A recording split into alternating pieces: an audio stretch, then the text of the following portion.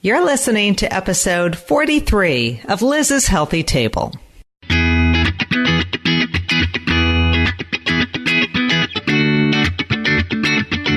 Looking for a healthy new way to feed your family without the hassle and hype? Welcome to Liz's Healthy Table, where your host, registered dietitian nutritionist Liz Weiss, serves up fresh and flavorful recipes with a tasty side of science, good nutrition, and fun. Are you and your family ready for some wholesome food that tastes great too? Don't change that dial. Your food adventure starts here.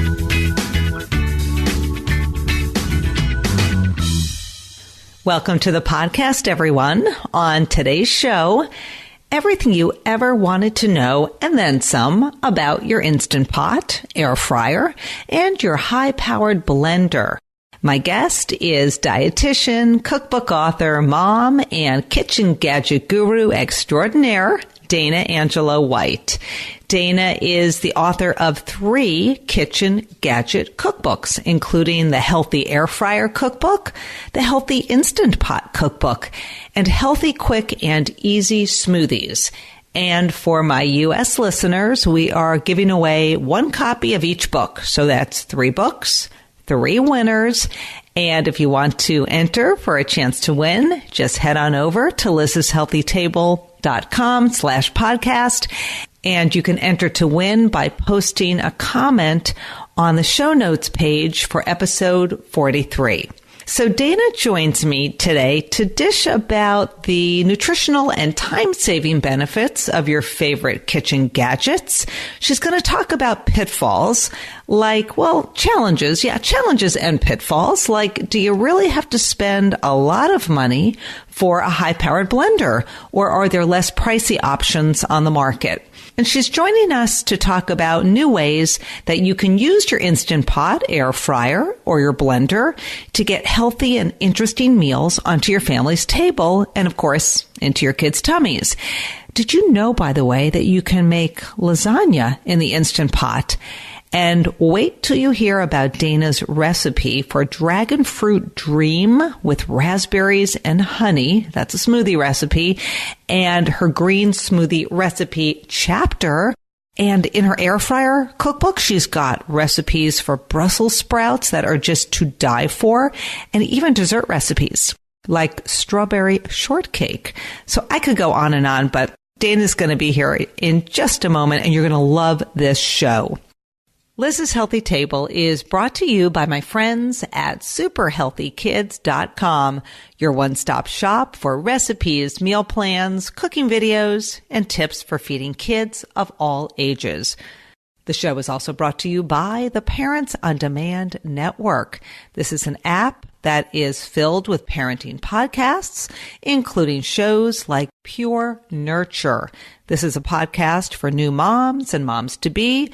And if you tune in, you're going to hear advice from holistic health experts and really interesting episodes like birth, the microbiome, and your baby's lifelong immunity, and episodes like mindful eating for the whole family. That's my kind of show. Pure Nurture and many more parenting podcasts can be found at parentsondemand.com. Hey, Dana, welcome to the show. Thanks, Liz. How are ya? You wanted to say good morning, and we know people will listen any time of the day, but I'm great. That's right. How are you? I'm doing great. Good. Why don't we just start by you telling everybody a little bit about yourself? Where do you live? I know you got a couple of kids, so just give us a little bit of the Dana story. So I am a registered dietitian and a certified athletic trainer. So I started out in the world of sports medicine, and then that kind of brought me to nutrition, and kind of through the last 15 years of my career have been doing a lot of sports nutrition. And then I got into culinary nutrition. So now I work in the media, and I'm lucky enough to write these cookbooks. So that keeps me really busy on the professional side of things. And then on the personal side of things, I live in Fairfield, Connecticut, which I love, down by the beach. And I have 3 daughters, ages 9, 7, and almost 3, who keep me very, very busy on the personal side of things. And you know what is so funny? So you have 3 daughters, and I grew up in a family of 3 daughters. I'm the pickle in the middle. And when I was growing up in New Rochelle, we had a Boston Terrier who, by the way, well, he had come from a family of boys that were not nice to him. So we adopted him when he was 2. And my mother thought, well, I have 3 girls, so the dog's going to be happy. Well, he was still he had a little issue. He probably needed a little therapy, but they didn't have that back then. But you have a Boston Terrier as well, right? I do. I actually should have said that I have 4 children because my Boston Terrier is my first baby. Yeah, so I have a 13-year-old Boston Terrier. Her name is Violet Pickles. She is about 12 pounds soaking wet. She's a tiny little thing, and she is the best. She is the best. She is truly a part of our family. So she's happy. My dog was not the happiest, but I still missed him. It's like I still think back, these are fond memories. And everybody always says, why don't you have a dog? Well, I raised 2 boys, and I said, I already have 2 puppies. I cannot handle a third. I'm good. Right. And that's why I think my husband always says that it was good that we had the dog first, because if we had had the kids first, then the dog just would have been probably would have pushed us over the edge. So we did the dog first and then had the kids. Yeah. So that was a good fit for us. Kind of got you ready. So you've got all your little girls who I'm sure eat well because you're testing recipes all the time. And you've got not 1, not 2, but 3 cookbooks we're going to talk about today because I really wanted to tackle this sort of issue or concept of kitchen appliances, kitchen gadgets, because, we all have so many. They tend to collect dust. One of my podcast posse members, Linda, she says, I'm confused about all the gadgets out there and I don't even know which one to buy. So people buy. They collect dust. Tell us about, we're going to talk about the blender, the Instant Pot, and the air fryer. But just give us sort of the big picture about your 3 new cookbooks. And why gadgets? Like, why'd you go this route? Well, it's so interesting. This whole gadget phenomenon, honestly, Liz, it's not something that I had really intended that I would be writing all these cookbooks and working with these things. And honestly, kind of prior to this, I was kind of maybe anti-gadget a little bit, or at least very selective about the gadgets that I thought I needed, and I think it was actually limiting me a little bit because I was like, I don't need that. I can do it myself, But once I really started to get into this and realized the popularity of really the reboot, that even I think it started with the slow cooker, not long ago, within the last 10 years, I feel like people started dusting off their slow cookers and really trying to get into this again. And I think it kind of led the way for people really kind of embracing some of these kitchen gadgets again. So once I kind of put these preconceived notions, limits I was putting on myself aside, I said, I want to see if I can make the most of healthy cooking in my kitchen with this. And I think there was a need for more content that was focused in healthy cooking. So all 3 of these books obviously have a healthy focus. That's where I think I could lend my expertise as a dietitian and a recipe developer to really focus on how you can maximize and use these kitchen gadgets for everyday, easy, healthy, delicious, because it has to be both. I don't want it to be healthy and not taste good. To have those recipes that people could incorporate into their everyday repertoires. Right, because, when we think of the slow cooker, of course, you always think back to these big, heavy recipes with the can of Dr. Pepper and all these crazy, unhealthy, right? So we want to make it healthy. Condensed soup and exactly. These really kind of heavy, stick to your ribs meals, which I think there's a time and a place for them. But I think, especially the air fryer, the Instant Pot, and of course the blender concept and the whole smoothie thing, it really kind of lends itself to, it doesn't have to be these heavy rib sticking sort of meals. I really aim to lighten up some of those favorites too, because I think people want that as well. But to really extend what you can do with these and really create, just maybe some unexpected recipes where people just assume, oh, well, with that, I can only make these 3 things. I really tried to push the limit of all of these gadgets and find ways to use them in maybe some unexpected ways. Yeah. And so we're going to talk about the benefits, the pitfalls, because there are pitfalls to some of them, and then some secrets to success. And of course, lots of recipe ideas because, we all do tend to get stuck in a rut. So I want to start with the blender. You wrote a book. It's called The Healthy, Quick, and Easy Smoothies Cookbook, 100 no-fuss recipes under 300 calories that you can make with 5 ingredients. And you've got lots of nutrient-rich recipes in the book. These are smoothies, and some of them are very unexpected when I look at the ingredients that you use. So let's just talk before we sort of dig deep into the book. But let's talk about the benefits of having a blender for smoothies and smoothie bowls and other pureed types of foods. But why blenders? What's so great about having a blender? And do you really need to go out and splurge and get, let's say, a Vitamix, or can the everyday blender work, be beneficial to you? So I think that as far as blenders go, I'm going to go to your second question. I'm going to answer that first. I don't think you need an expensive blender, first of all. I think 5 years ago, I probably would have said, you know what, just splurge on the Vitamix. But I think, nowadays there are some really awesome high-powered blenders that give the Vitamix a run for its money. And don't get me wrong, I use the Vitamix. I love it. But I do think that it does come at quite a high price point. And I think that now with the Ninja and some of the other products that are out there, there are some more affordable options for that kind of high-speed blender, because there's nothing worse than throwing a bunch of ingredients in a blender and then having the thing get stuck on you. And then, it's a mess and you're digging out of it and you're adding extra ingredients to try to fix what you've made. I mean, that is the worst. So you definitely want, I like the high-powered options, but it doesn't have to be the top of the line kind of Cadillac of blenders anymore. There's some more affordable picks out there for sure. I remember years and years ago, and I love to tell this story, Simon, my younger one, came home from school and he was all proud of himself because he was going to make himself a blueberry smoothie, because we did tons of smoothies when the boys were growing up.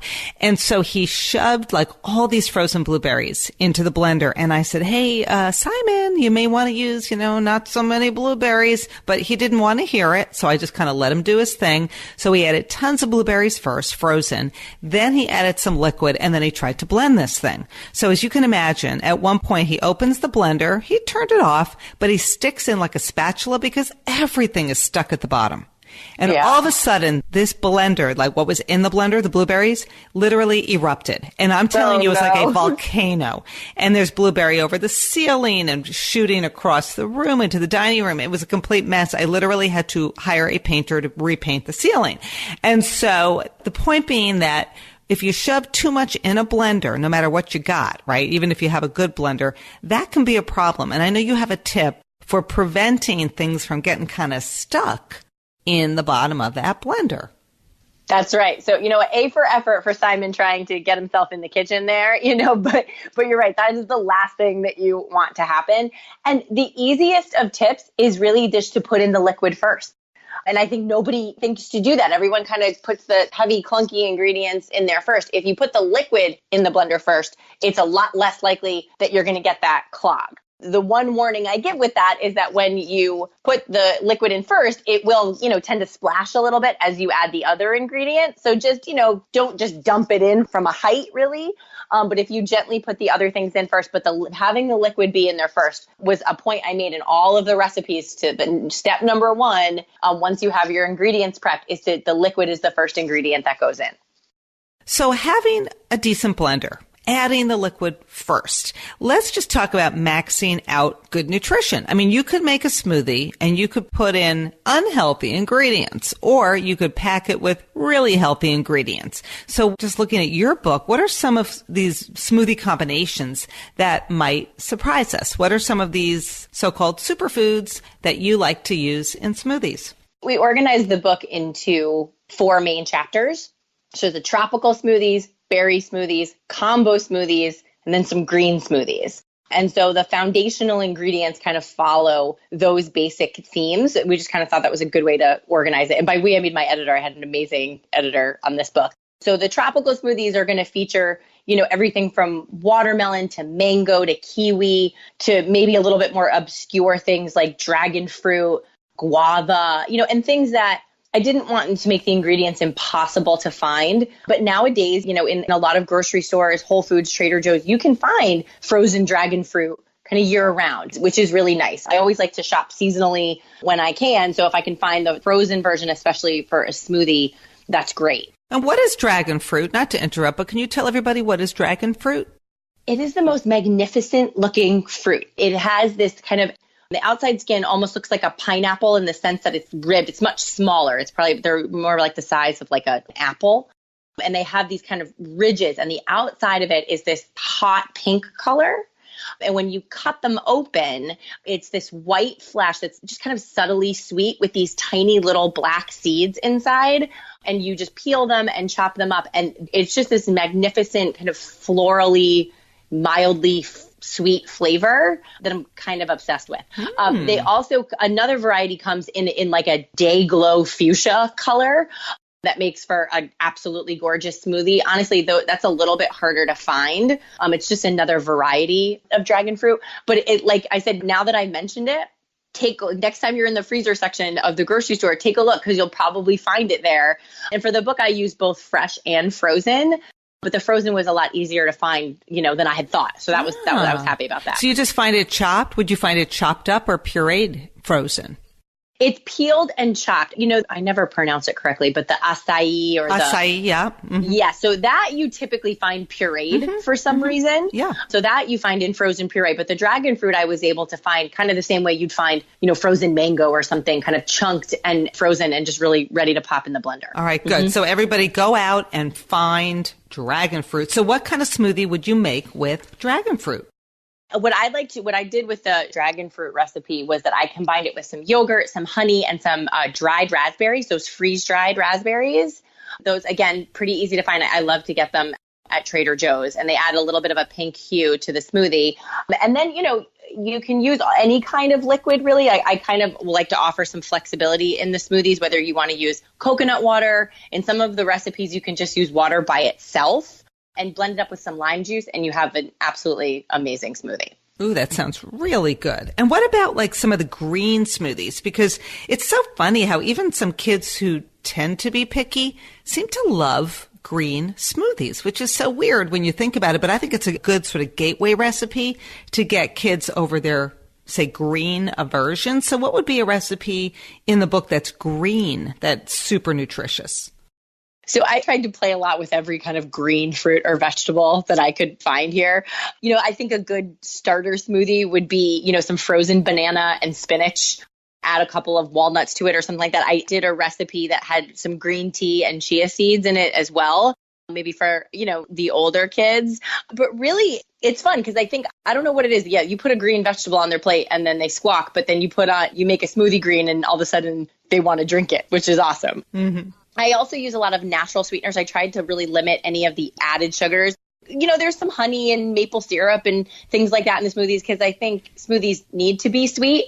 But I also tried to use things like dates and things like that as well to give some sweetness to the smoothie. So there's one in there that I love that has frozen bananas, dates, and spinach, which makes this really kind of fun, bright, kind of happy green color that my girls absolutely love.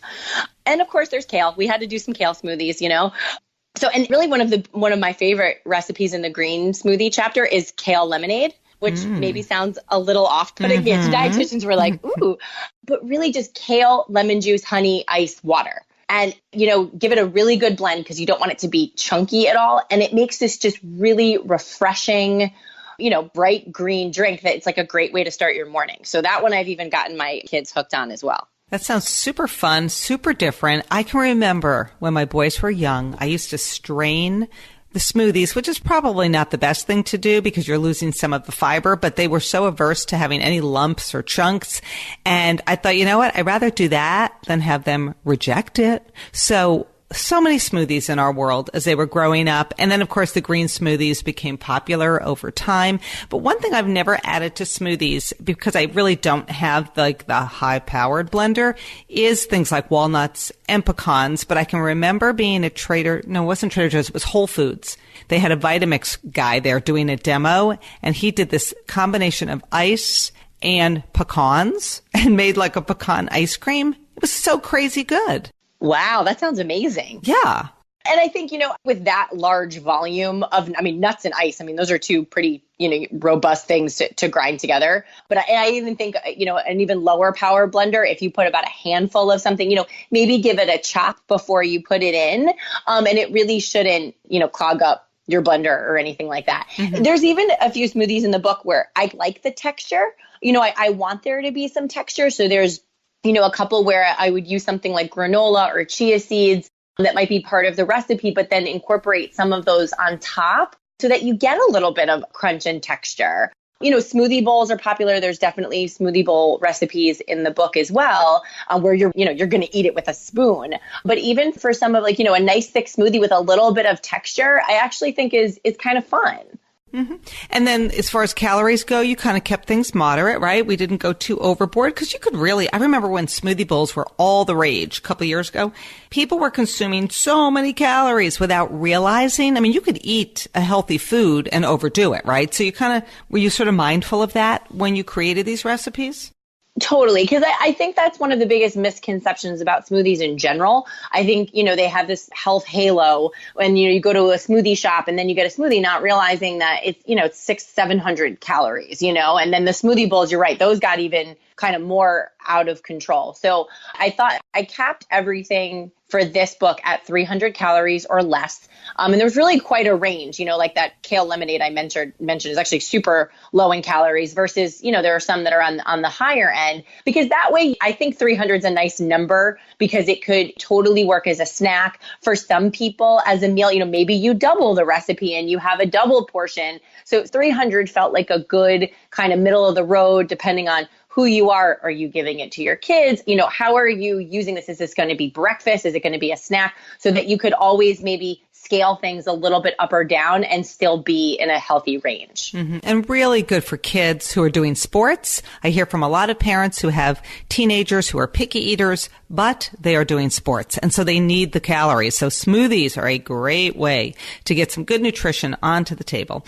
One thing I want to ask you about smoothies before we move on to the Instant Pot, which is my new obsession, and that is straws. It is so interesting. Like the plastic straw is so politically incorrect right now, and I get it. And I actually love going into a restaurant and getting a drink and they give you a metal straw, or you get one of these, a paper straw. So where do you fall on straws?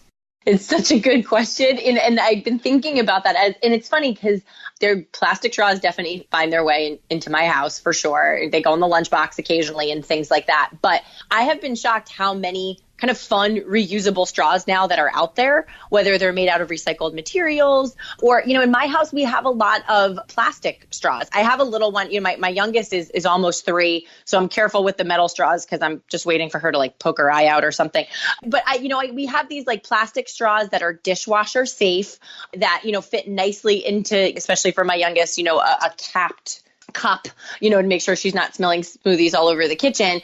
So those reusable plastic straws, they go in the dishwasher. We've kind of, the kids know, don't throw these in the garbage. They're much harder plastic. So they stand up to the dishwasher. They stand up to multiple uses. They come in fun colors and stripes and things like that. So definitely on the home front, I'm trying to use those as much as I can. Good. All right. Let's move on. Straws. Yay. So the Instant Pot. I think Instant Pots had a moment for sure last year, and I think they're going to have a moment this year. They are so popular. And I actually made your lasagna recipe from the Healthy Instant Pot Cookbook, and I love that you can do more than stews and soups. So let's just kind of dig in to this very popular appliance. Why do you think people have fallen so in love with the Instant Pot? I mean, for years, people were so afraid of pressure cookers, which essentially is what it is, that they wouldn't go near it. So what's the magic? So I think it is pretty an amazing phenomenon. And honestly, I've been working with electric pressure cookers for years. So to see the Instant Pot, the kind of rise of the Instant Pot brand has been really fun for me because I've been playing with kind of older versions of electric pressure cookers in my kitchen for quite some time now. You kind of hit on it already. The biggest thing is the safety kind of reassurance that you have. The old school pressure cookers on the stove, I think there's good reason to be a little intimidated by those. Many, myself included, I think many of us have stories of, grandma's pressure cooker kind of exploding or at least, whistling kind of uncomfortably on the stove, where the new thing about these electric pressure cookers is that they have safety, kind of fail-safe mechanisms built in so that they're not going to explode on you. Mm-hmm. So the Instant Pot is this very popular brand, and people tend to call the pressure cooker now the electric pressure cooker. They call it the Instant Pot, just like we call tissues Kleenex, right? But it really is just a brand name. Is the Instant Pot the only brand people should look for, or are there other brands that you like? So I have the most experience with the Instant Pot. As you know, I work for the Food Network as their nutrition expert. And back about 2 years ago, maybe even longer than that, when this first started, kind of the trend was really on its way up, I was lucky enough to kind of get one and play around with it. So I really had the most experience working with the Instant Pot since the beginning. But I think since then, new products, some of the other big appliance companies, Cuisinart and the ones that, have been making slow cookers and those other appliances for years have now come up with their own version as well. So I think there is much more competition in the last year or so than there was before. And I think that's good, So I think, Crock-Pot has one that I've used that is very nice. I do tend to the Instant Pot is kind of where is my favorite, but I think that there's more and more new ones coming out there for people to experiment with. And I think basically the basic concept as far as electric pressure cooking goes is going to be the same. Okay. So pitfalls then, obviously not the same as the old time pressure cookers. Any other pitfalls before we kind of dig into some of the recipes in your book? Sure. I mean, you still have to be careful. You're still dealing with high pressure and hot steam. So I think, just a couple of maybe cautions as opposed to pitfalls would just be, things. And, most of the manufacturer's instructions are very strict about this. You don't want to overfill the pot and risk something going to be leaking out, some hot liquid or something kind of escaping from the pot. I think something that still intimidates people a little bit is releasing the pressure. So when the cook time is done, depending on the recipe, you have the option to just, let it sit there until the pressure naturally releases, or you have the option of doing the quick release method, which is when you flip that valve and the steam kind of geysers up into your kitchen. You definitely need to be mindful of that because it is super hot and you can certainly burn yourself. So I think just making sure that you don't get overly comfortable and, it is safe. It's not going to explode on you. But just like any other kitchen appliance, you just want to be careful and make sure that, you're using your, protective equipment and that you're not putting, your face too close to it and things like that. Okay. Sounds good. So I'm sitting here with the Healthy Instant Pot Cookbook. And remember, everybody, we are giving away a copy of each of the books we're talking about today. So head to lizshealthytable.com/podcast, and the show notes from today's show is where you can enter for a chance to win. So as I look through the book, I see all sorts of recipes, not just soups, not just stews.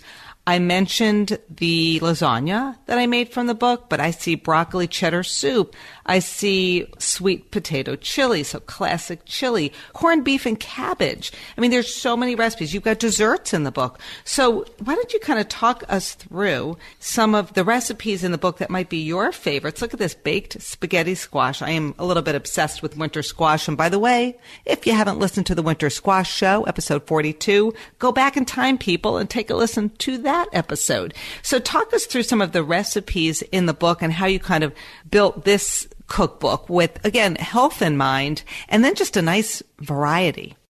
So yeah, I wanted to make sure that there was a balance of the stews and the chilies and the kind of pulled pork and pulled chicken that a lot of people kind of are go-to recipes for the Instant Pot. So those are definitely in there. But I also wanted to highlight all the other things that you can do with this amazing appliance. So like you said, lasagna, lots of egg dishes and frittatas. The nice thing about the Instant Pot is that you don't only have to cook in the actual pot itself.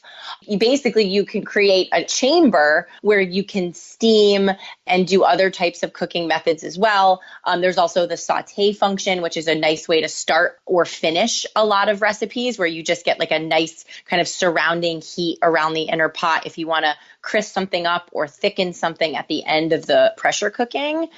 So I think for all of those reasons, some of the best things to be made in the Instant Pot that maybe are a little underappreciated are rice dishes, risotto, paella. I think there's a chicken sausage paella recipe that I think I probably make once or twice a month at this point, whether it's for last minute company. I had a friend who just had a baby and I wanted to make a meal for them. So it's really nice to be able to just throw a couple of ingredients in the pot and end up with this beautiful kind of paella inspired recipe that can be ready in like a half an hour. So tell us about that recipe. What are some of the ingredients that go into it?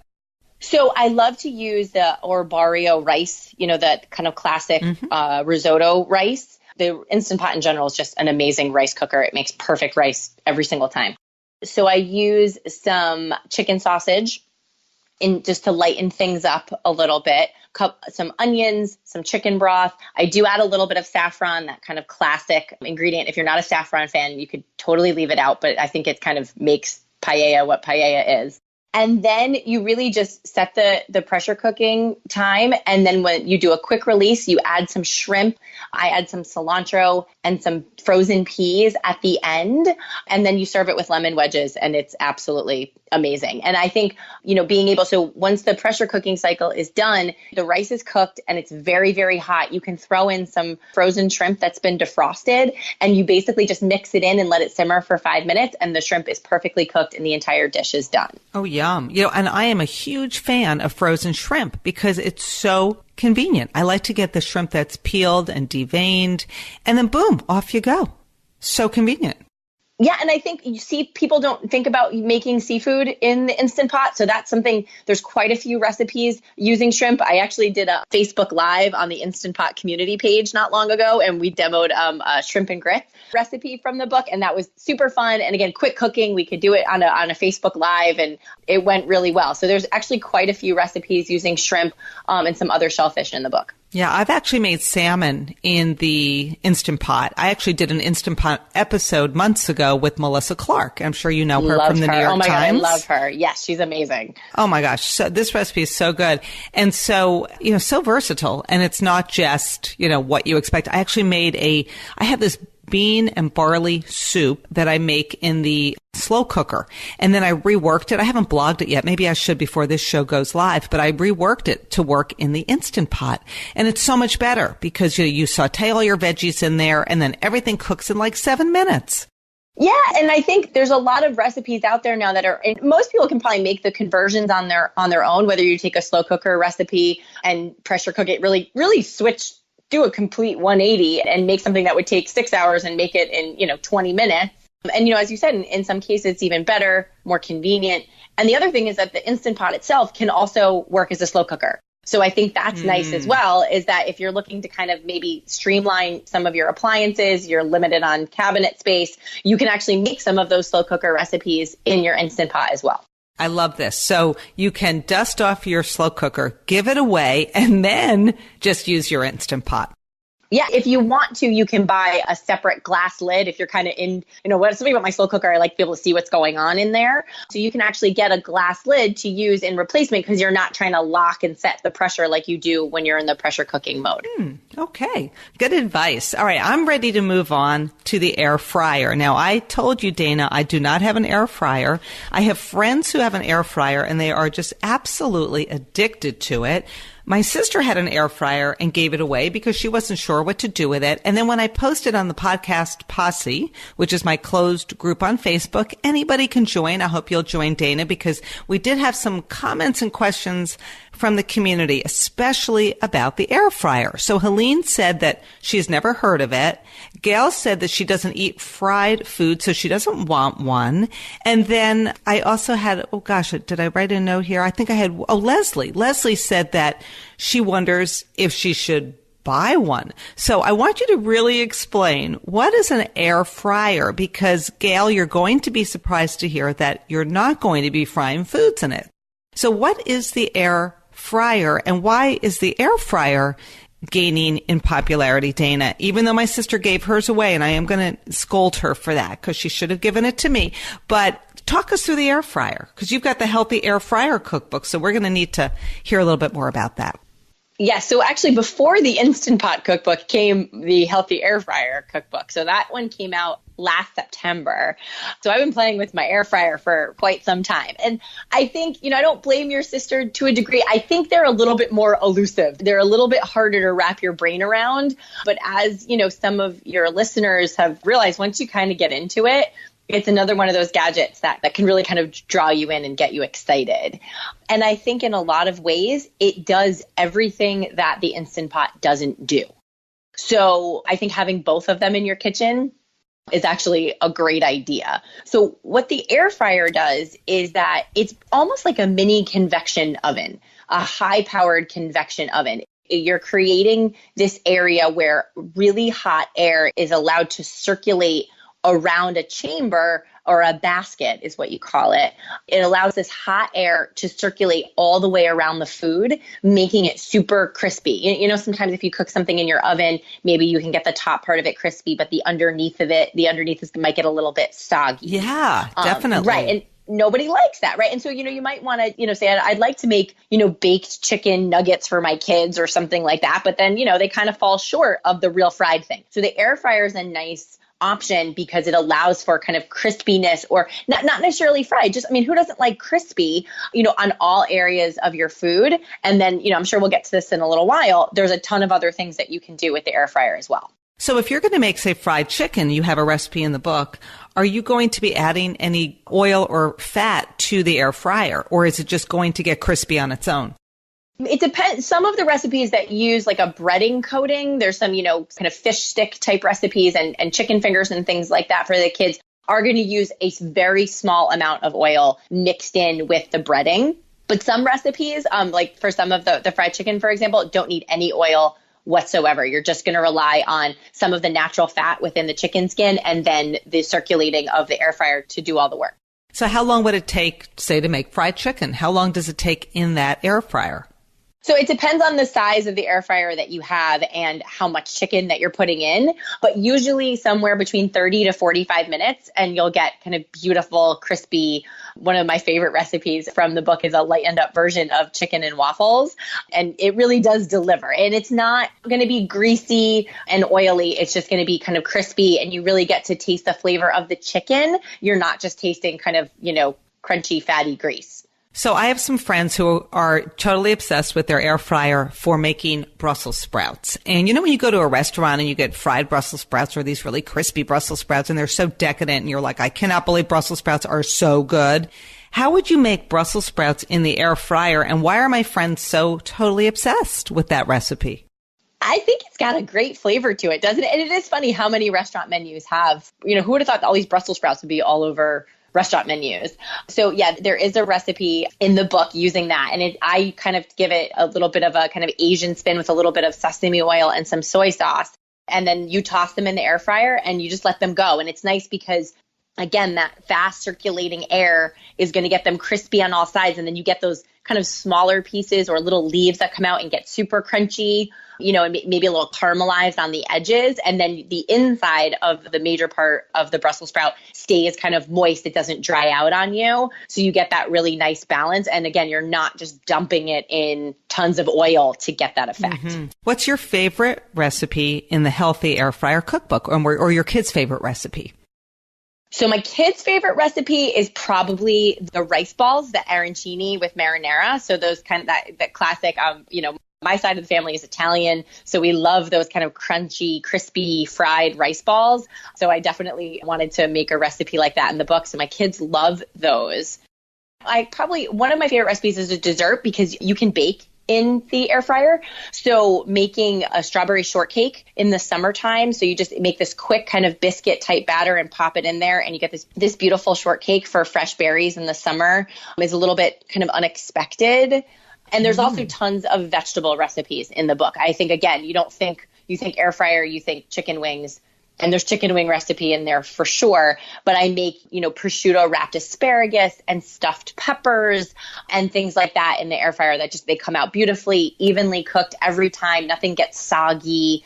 And so making vegetables in there is one of my favorite things to do. This is getting me excited to try it. And I will tell my listeners that Dana and I were talking earlier, and she has an extra air fryer she's going to lend to me. My mom and dad don't live far from Dana, and so I am very excited. And I will babysit your dog as well. Okay, let's make a deal. I'll borrow the air fryer and your dog. Can I do it? Okay. We got a deal. We got a deal. Because my mom and dad would be so delighted to hang out with your Boston Terrier while I hang out in the kitchen and cook them dinner. Yeah, and fire up the air fryer. Yeah, that sounds great. We have to do it. Any pitfalls or downside to the air fryer? Because again, we want people to use it, and not give it away, like my sister. So yeah, I think you do have to be careful because it creates that. I think the one thing that I hear people kind of ask me about or complain a little bit about is that it can get a little smoky sometimes. Because again, that high heat and that circulating air can sometimes allow for crumbs or little pieces of food to fall to the bottom, and then they can burn and they can smoke. And Nobody wants that in their kitchen. So being mindful of that, keeping it clean, even something as simple as laying a piece of aluminum foil along the kind of bottom part of the basket makes for, first of all, very easy cleanup, and makes it very easy if you're catching some of those little bits of crumbs that might be burning and causing a little bit of smoke. It won't ruin the dish at all, but who wants smoke in their kitchen? So those types of things I kind of caution people to be careful with. Some of the recipes say you don't need to preheat the air fryer, but I think by preheating it, which is very kind of quick and simple to do, and making sure that it's clean really reduces the chance that you'll get any of that burning or smoking happening. Mm-hmm. And any brands? Is there a brand that you love, or does anything go? There are so many brands now, and I'm hearing about more and more of them. I think the two brands that I have used and have heard the most good things about would be Philips.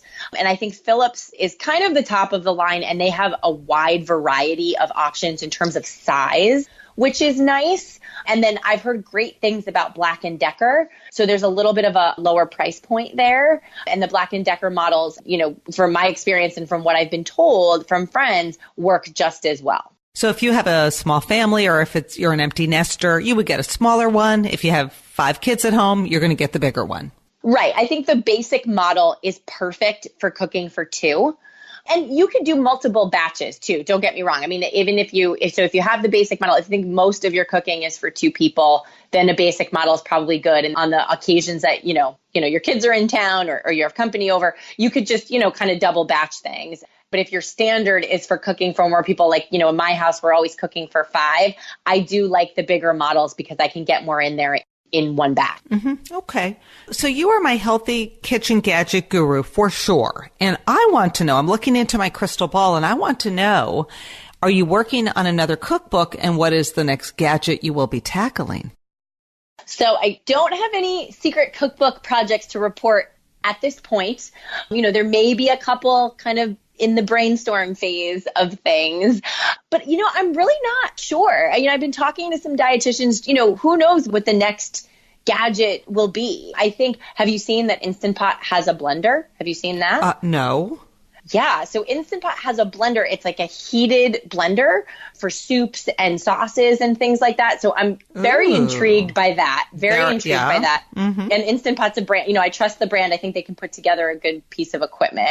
So that's kind of interesting to me. And maybe we heard it here first, that my projection is that maybe the toaster oven is going to get a reboot. I'm not sure. But I'm seeing more and more kind of interest going on in the toaster oven thing. And, if it can happen for the pressure cooker, it can happen for the toaster oven, right?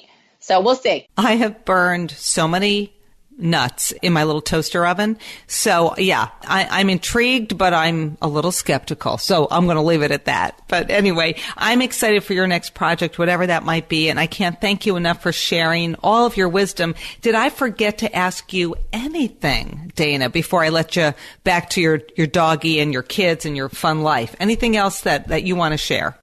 Do you know, one thing that I didn't want to leave out that I wanted to make sure I talked about, back to the Instant Pot for 1 second, is how amazing it is for meal prep. Because I think meal prep is super hot right now as well. As much as I love, all these paella and all these complicated recipes that you can do, I use my Instant Pot for meal prep every single week. You can make a dozen hard-cooked eggs in 5 minutes. You can make homemade chicken stock in half an hour. You can make rice. I think I had mentioned what a great rice cooker it is. So I'm always making a big batch of rice. Ricotta cheese is one of my favorite things. There's a recipe in the book for that.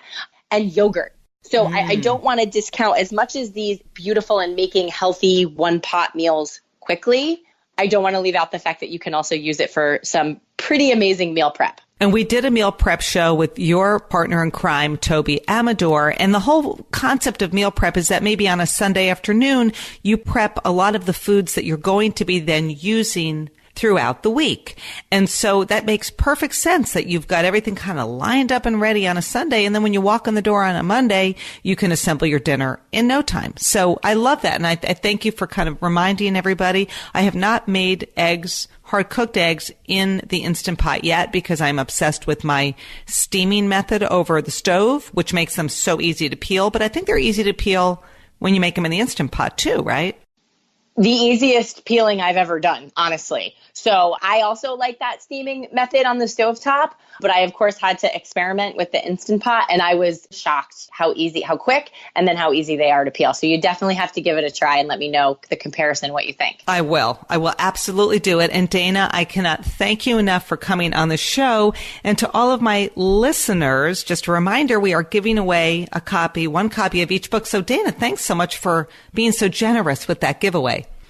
Thank you, Liz. This was so much fun. Thank you for having me. And thanks, everybody, for listening to Liz's Healthy Table. If you love the show, post a review on iTunes or Stitcher or wherever you get your podcasts. Tell a friend about it. If you have a question, shoot me an email, liz@lizshealthytable.com. Join the podcast posse. And as always, thanks for listening to Liz's Healthy Table.